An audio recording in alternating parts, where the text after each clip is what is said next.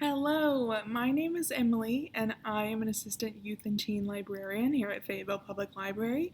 And this is the fourth video for the Reading Buddy Book Club for July, where we are reading Upside Down Magic. So, where we left off, Nori is starting her first class in her new school, and she has met some friends and some possible foes. So, let's get into it. Grab your reading buddy and grab a snack, a drink, get settled in, and let's go. Chapter 8. Nori was bitten for only a minute, but during that minute, she got a lot done. She chewed up one of Miss Starr's paperbacks and knocked over the sunflowers on her desk. She ran 3 times around the classroom and then decided to build another beaver lodge. And it was only when bitten Nori tried to gnaw on Miss Starr's chair leg that the metal taste snapped her back into her Nori self. She was under her teacher's desk. Please let this be a bad dream, she thought. What the zum-zum was that? A voice asked. Whatever it wasn't normal, a second voice replied. It had teeth like a beaver. It was too small to be a beaver. The back end was all fluffy and black. We didn't see it long enough to tell. Now we know what's wrong with her, that's for sure. And then Miss Starr's voice. Class, let this be a chance for us to learn the first lesson of Upside Down Magic. There is nothing wrong with any of you. We will not use that word to describe ourselves. Wonky, then. We don't use wonky either. It's not polite or kind. Instead, we will say different or upside down, said Miss Starr. Nori climbed out from under her desk. A cluster of faces looked down at her. Some were concerned, others were just curious. I'm all right, she said. She was hot with shame. Sorry. Do you need to go to the nurse? Said Miss Starr. Oh, no, said Nori. That just happens sometimes. It's fine. Well, we're all here to figure out how to manage our particular kinds of magic in every situation, even times of stress, said Miss Starr. And the first day of school is stressful for all of us, even me. Nori, you've done a lovely job showing us what kind of magic you have, which is how I want to start the day anyway. She gestured to all the kids who returned to their seats. Nori took the desk beside Elliot. Miss Starr went to the front of the room and hopped up to sit on her desk. I'm very happy to be here. I just finished my teaching training from UDM, and I'm looking forward to working with you this year. Do you know this is the first UDM class Dunwhittle has offered? Isn't that exciting? She swung her feet, and her bright yellow sneakers swished through the air. As for you guys, you're here because someone thinks you should be, because someone called you wonky or broken or worse. Nothing like a positive message to start the day, Elliot whispered to Nori. But guess what? Miss Starr's face broke into a grin. I've been called wonky and different too, and I speak from experience when I say, there are ways to make the most of your magic, whether it's typical or not. I'm here to help you get in touch with your nature, to understand your emotions, and to develop skills. With these ideas in mind, I'd like to invite each of you to show us your magic. Her manner was joyful, as if they were sharing a secret, a good secret. She turned to the blond boy with the thuggish eyebrows, although perhaps his eyebrows weren't quite so thuggish after all. His eyes were round and earnest, and a tuft of hair stuck up from the top of his head. He actually looked nice, if nervous. Sebastian, Miss Starr said. Would you like to go first? Say something about yourself and then share your magic. Sebastian stood, his chair scraped the floor. My name is Sebastian. I'm kind of a flicker. Only I can't turn invisible, and I can't turn other things invisible either. What do you do then? I see sound waves. They're invisible to most people. Are there sound waves coming from me? Miss Starr asked. If there weren't, you'd be dead. Sebastian looked startled when some of the kids laughed. Why is that funny? He asked. Sound waves are very important. When you talk or breathe, or when your heart beats, sound waves. They're zooming all over the room. He waved his hands wildly. Zoom. They overlap a lot. It's pretty complex. What's the point? Asked the other boy in the front row. Nori thought he sounded rude. Also, he wore a t-shirt with a skull and crossbones on it, and Nori imagined him picking out that shirt on purpose so that people would know right away what kind of boy he was, the kind to wear a skull and crossbones t-shirt. Seeing sound waves, he went on. What good does it do you? They're all around us, said Sebastian. And? I see other invisible things, too. Whatever, said the boy. Nori felt depressed. First, Elliot had ditched her for his flare friends. Then the girl she liked turned out to be Pepper the Fierce. Then she turned into a bitten in front of everyone. The skull and crossbones boy is mean. There wasn't much of a bright side to this day. Thank you, Sebastian, Miss Starr said. I know it's not easy to go first. She turned to the skull and crossbones boy. Bax, would you like to go next? No. Nori expected Miss Starr to say that he had to, but instead she smiled sweetly. No problem, I'll come back to you later. How about you, Elliot? Elliot stood. He shifted uneasily and patted down his big hair. Flare, he said. Flare and... Miss Starr prompted. Flare and freezer, said Elliot, his eyes down. Would you show us, please? Miss Starr looked genuinely excited. Here, I have a glass of water. Would you like to freeze it? I can do regular flare stuff, too, said Elliot. Some of it, anyway. You can do that later, said Miss Starr. Let's start with freezing the water. Elliot waved a hand. The water iced over right away. Then the ice shot down Miss Starr's hand and up her sweater. Elliot, stop, she cried. Elliot stopped before the ice reached her neck. He covered his hands with his face. It's really wonky, I'm sorry. We don't say wonky, Miss Starr corrected. Remember, we say different. Boys and girls, Elliot is an upside-down flare. Thinking about opposites is a great place to start understanding unusual magic. She said all this while taking off her frozen yellow sweater and pulling a spare cardigan out of the cupboard. I came prepared, she said cheerfully. That's one of the things we learned in UDM teaching training. She put on the new cardigan. It was bright orange. Thank you for sharing that with us, Elliot. Now, Andre, are you ready? Everyone looked up. I think it's pretty obvious what my magic does, Andre said gloomily. With a grunt, he pushed off the ceiling. His body drifted a foot toward the floor, then feet back to the ceiling as if he were being jerked by a yo-yo straight. He bounced a few times before coming to a stop. The girl next to Nori raised her hand. She was light-skinned and wore her dark hair pulled back in a high ponytail. She was dressed in funky red and black striped pants and big boots. In her ear, Nori spotted a hearing aid. What happens if you go outside? The girl asked Andre. I'm on a leash. I'm sure you saw my sister walking me to school. What would happen if she let go? The girl persisted. I don't know, and I don't want to find out, Andre said. What an awful magic to have, Nori thought. At least when I turn into a bitten, I can turn back. She had little time to feel sorry for him, though. Miss Starr had moved on, and Pepper was rising from her desk. She kept her eyes on the ground. It's fine, Pepper, Miss Starr said. Really? Pepper hunched her shoulders. She said something Nori couldn't make out. A demonstration would be best, Miss Starr answered gently. Do you need a volunteer? A flexor, perhaps, since your magic works on animals? I'll get some kids from the 7th grade class. She picked up the phone, and less than a minute later, 2 7th graders came into the room. A boy and a girl. Pepper sighed. We're all here for you, Pepper, Miss Starr encouraged. Don't worry. All right. Do either of you do crocodile? Pepper asked. The 7th graders shook their heads. That's really advanced, said the girl. How about a bear? No large carnivores until the end of high school, said the boy. In 5th, we mastered different colors of kitten, the girl volunteered. I was hoping for something that wasn't little and cute, Pepper muttered. The nicer the animal, the worse this makes me feel. Kittens are fine, Miss Starr said. Let's see. As if she'd flipped a switch, both 7th graders transformed into teensy kittens, one orange and one calico. They were really good kittens, Nori thought, feeling a little jealous. Perfect whiskers, perfect stripes and spots, not a touch of dragon anywhere. Moving slowly, Pepper knelt down to the kittens. She held out her hand the way a person does to cats when the person wants to say, I'm safe, see? Come sniff me.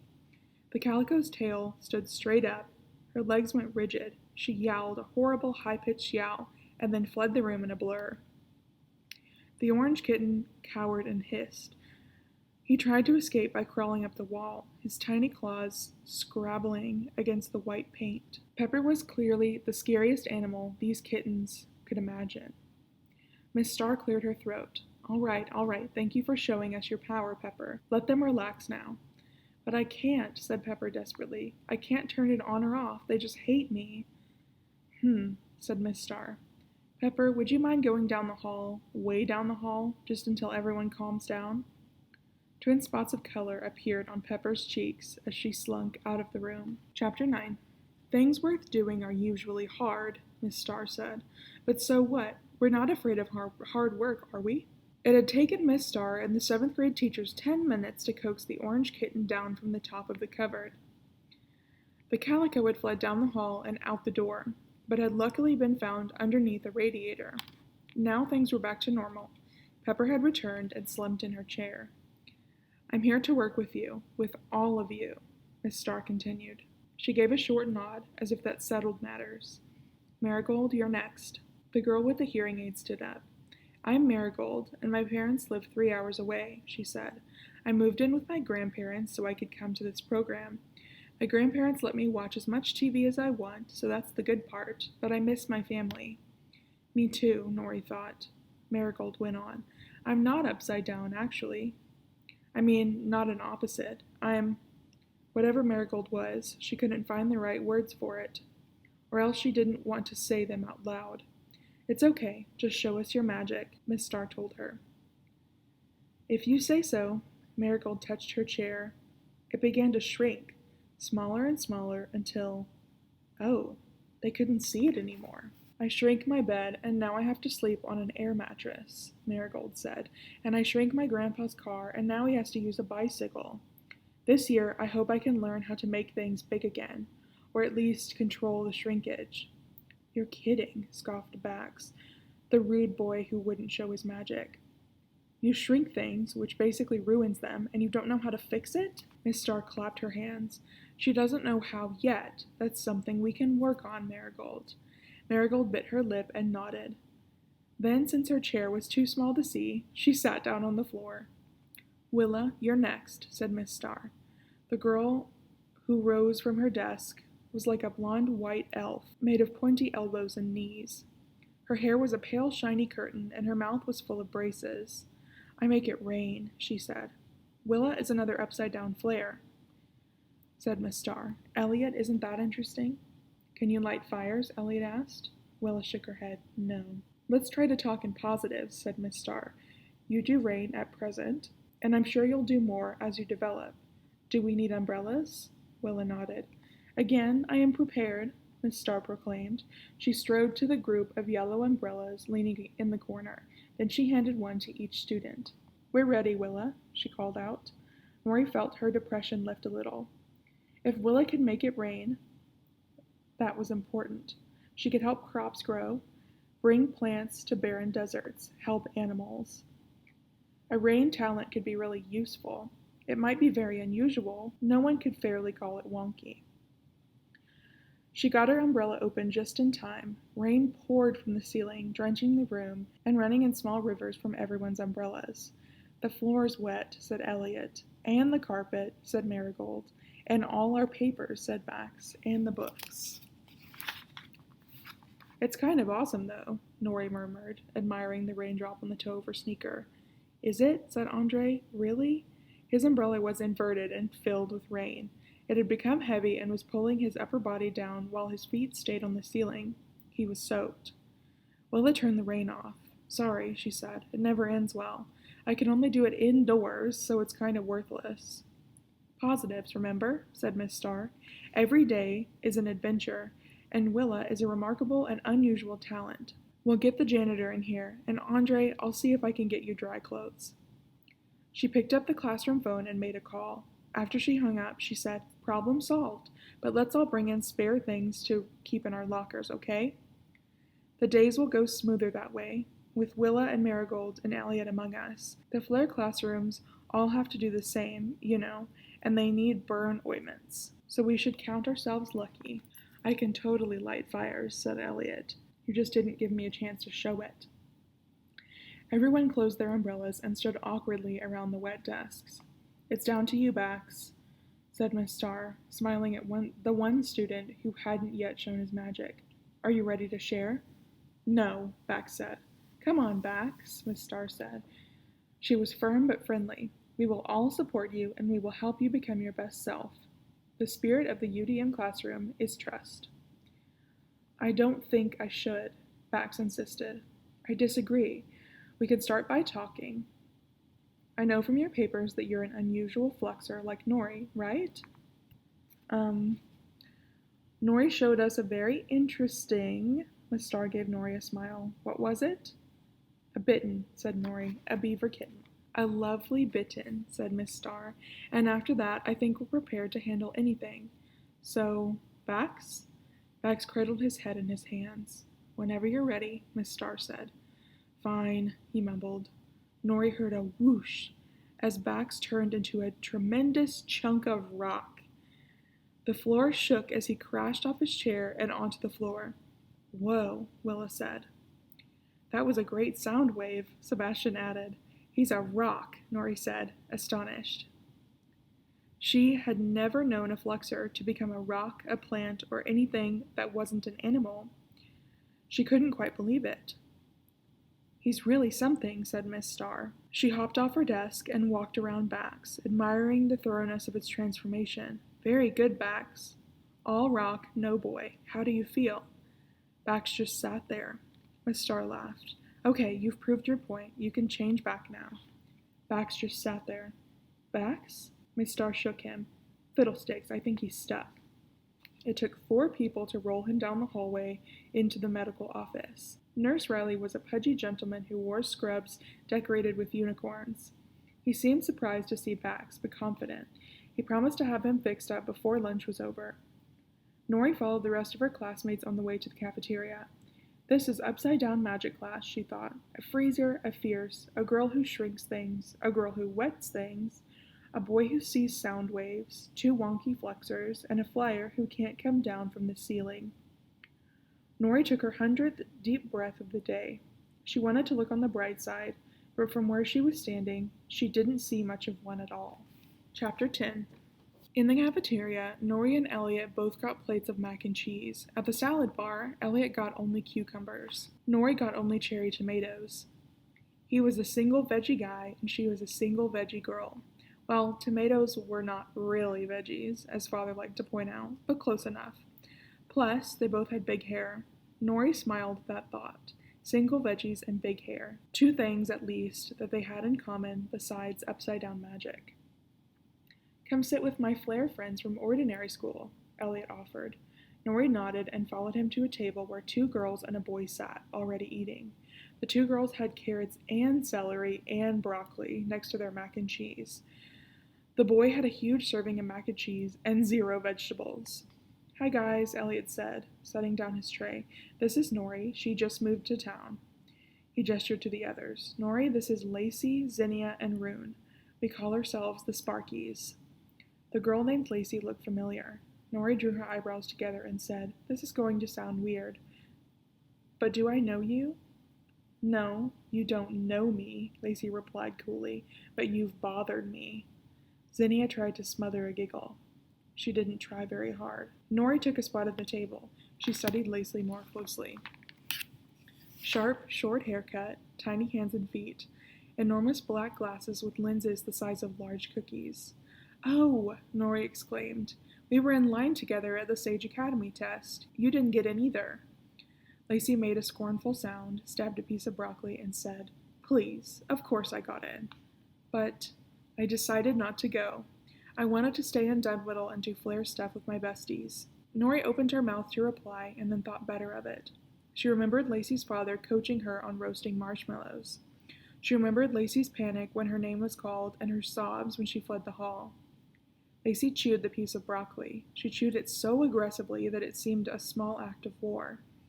Then she swallowed and said, I heard about you, though, the headmaster's daughter, too wonky to get into her own father's school. Nori felt punched in the gut. She said, We don't say wonky. It's unkind. We say upside down. Ha, Zinnia said. Love it, Rune said, adorable. Elliot turned red and looked down at his plate. Hey, guys, remember the food fight in 4th grade with the hamburgers? Epic, said Rune. Well, for 4th graders, Zinnia corrected. Things are different now, said Lacey. We're the Sparkies. I know, Elliot said. I came up with that name, duh. And it's the perfect name for us, Lacey said. She pointed at Rune, Zinnia, and herself. We are the Sparkies. You turned out to be an icy, she laughed, and her friends laughed with her. Elliot's smile dimmed. You need to go now, Lacey said, and took a bite of a baby carrot.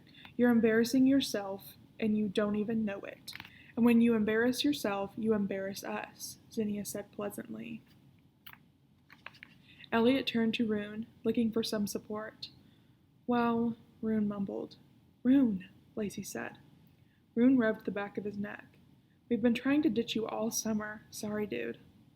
We tried to tell you nicely, but you wouldn't listen, Zinnia said. Lacey took a dainty sip of milk. That's why we had to melt your bike tires. Rune chuckled. Epic. Elliot's head snapped back. That was you? He asked. Wow, yeah, Epic is right. He tried to force a smile. That bike thing, I never would have guessed. So leave us alone already, said Lacey. Honestly, Elliot, you can be so dense. No wonder you got put in UDM. A familiar tingle shivered up Nori's spine. Her vision blurred. No, stay human, do not flux in the lunchroom. But it was too late. Nori was out of her chair and on the floor. Her hands weren't hands anymore. They were covered in thick black fur with sharp claws. Oh, drat. She knew this animal. She had done it before. She was a skunk. Step away, just leave them alone, said Girl Nori. But Skunk Nori didn't step away. She was too angry at the Sparkies. How dare they be so mean to Elliot? They were enemies, hairless enemies, and she was a skunk. She could do stuff to enemies. Bad stuff. Smelly stuff. No, Girl Nori thought, but it was no use. Skunk Nori began to swell. She grew big and matched the size of her hairless enemies. She grew bigger and bigger until a trunk popped out of her face. An elephant trunk. Nori waved it menacingly in the air. She was Skunkifant Nori, body of a skunk, nose and size of an elephant. And she was mad, so mad, she lifted her giant skunk tail. Nori, stop, Elliot shouted. Skunkifant Nori turned her haunches toward the hairless enemies. No, don't, Elliot cried. She aimed her Skunkifant Nori bottom. Nori, do not spray the Sparkies. Now one of the hairless things was tugging on her trunk. Skunkifant Nori shook it off. It danced back in front of her and said, Nori, it's me, Elliot, don't do this. Elliot. She remembered Elliot. He was nice. He had walked her to school. He was a single veggie guy. You can turn back, Elliot said. I know you can, before anything too disgusting happens. Okay, good idea, Girl Nori thought. I can do this. I will just change back. I will not spray anybody. But then, what was that? Right in front of her was a tiny hairless thing in a baggy denim dress and 2 ponytails. It was the most horrifying thing she'd ever seen. It was coming her way. Pepper, get out of here, Elliot shouted. You're fiercing. Danger, danger, here lies danger. Skunkifant Nori reeled. Terror took over. Elliot tried one more time. Get away, Pepper, stop, Nori. But it was too late. Skunkifant Nori lifted her giant bushy tail and sprayed. Okay, we're stopping there. Thank you guys for listening today. Keep in mind that these episodes come out every Sunday and Wednesday at 3 p.m. Other than that, I hope you guys are having a good summer. I hope you guys are enjoying the book, and I will see you in the next video. Bye!